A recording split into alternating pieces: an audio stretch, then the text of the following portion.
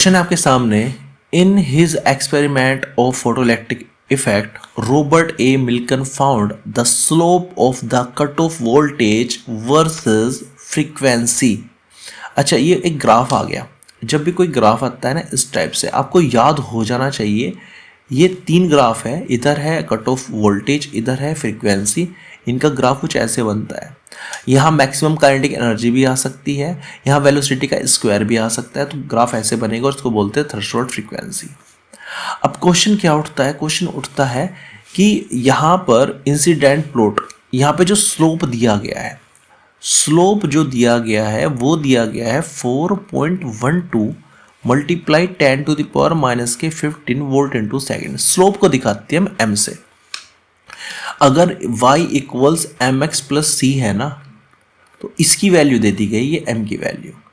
अब इस ग्राफ में आप m की वैल्यू फाइंड कैसे करोगे, ध्यान से समझिएगा। सबसे पहले एक स्टैंडर्ड इक्वेशन है जो आपको याद होनी चाहिए, मैक्सिमम काइनेटिक एनर्जी इक्वल्स होता है, कई बार बता चुका हूं, पहले वीडियोस भी आप देख सकते हैं, H nu minus W zero. ठीक है, अगर जो ग्राफ है वो है मैक्सिमम काइनेटिक एनर्जी और फ्रीक्वेंसी के बीच में, तो ये एक स्टैंडर्ड इक्वेशन लगेगी और यहाँ y equals m x plus c से कंपेरिजन करेंगे और m मतलब स्लोप कितना आ जाएगा, h के इक्वल आ जाएगा। दूसरी बात, k मैक्सिमम को अगर मैं तोड़ना चाहूँ h nu minus W zero में, काइनेटिक एनर्जी फॉर्मूला क्या होता है, half m v square equal h nu minus W zero, और वी स्क्वायर क्या हो जाएगा, उसको उधर ले जाओ, 2h nu upon m minus 2w0 upon m। इस बार कंपैरिजन करो आप y equals m x plus c से, तो देखो y की जगह इस बार वी स्क्वायर आ रहा है, तो यहाँ आएगा V square nu, same graph same बनना है, ध्यान रखना। बस इस बार स्लोप क्या है, m की जगह क्या है, m की जगह है 2h अपॉन m, क्या है 2h अपॉन m। तीसरी बात करता हूँ जो हमारी ये स्टैंडर्ड है। अब k मैक्सिमम से स्टार्ट करना है, बात ध्यान रखना, k मैक्सिमम क्या होता है, h nu minus W zero. अब k मैक्सिमम को लिख सकते हैं ई वी जीरो। भाई अगर v की y की फॉर्म में है y एक्सिस तो एम वी स्क्वायर तोड़ेंगे, अगर v की फॉर्म में पोटेंशियल की फॉर्म में है तो ई वी जीरो तोड़ेंगे, k मैक्सिमम का फॉर्मूला तो h nu minus W zero, तो v जीरो को अकेला छोड़ेंगे तो बनेगा h अपॉन e nu minus W zero upon ई।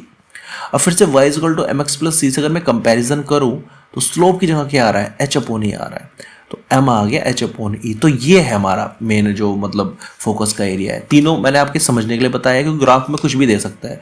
अगर यहाँ जाता वेलोसिटी वर्सेस फ्रीक्वेंसी तो स्लोप होता 2h अपॉन m। अगर यहाँ आ जाता maximum kinetic energy versus frequency तो स्लोप होता हमारा m इक्वल्स h, और इस बार दे दिया cut off potential versus frequency तो स्लोप हो जाता है h अपॉन ई। अब ये कितना दिया हुआ है, 4.12 multiply 10 to the power minus के 15। अब फाइंड क्या करना है, प्लांक कांस्टेंट फाइंड करना है, h की वैल्यू फाइंड करना है, तो e की मल्टीप्लाई आ जाएगी 4.12 multiply 10 to the power minus 15, और e की वैल्यू होती है 1.6 10 टू द पावर माइनस के 19। अब आप h की वैल्यू अगर यहाँ पे सोल्व करके लिखोगे तो ये आ जाएगी 6.6 multiply 10 to the power minus के 34 जूल इंटू सेकेंड। तो ये आपका राइट आंसर है। तो हमेशा ध्यान रखना ये जो एक्सिस है वाई एक्सिस ये मैटर करेगी, इसमें तो हर एक एक्सिस में फ्रीक्वेंसी ही रहेगी। यहाँ वेलोसिटी का स्क्वायर भी आ सकता है, यहाँ मैक्सिमम काइनेटिक एनर्जी भी आ सकती है, यहाँ कट ऑफ पोटेंशियल भी आ सकता है। अब हर एक केस में जो स्लोप की वैल्यू होगी वो अलग होगी, तो इस केस में जो स्लोप की वैल्यू है वो h अपॉन ई है, तो इसको स्लोप की इक्वल रखा जो वैल्यू दे रखी है, और यहाँ से क्रॉस मल्टीप्लाई करके h की वैल्यू फाइंड कर ली, वही हमें फाइंड करनी थी। तो this is your right answer.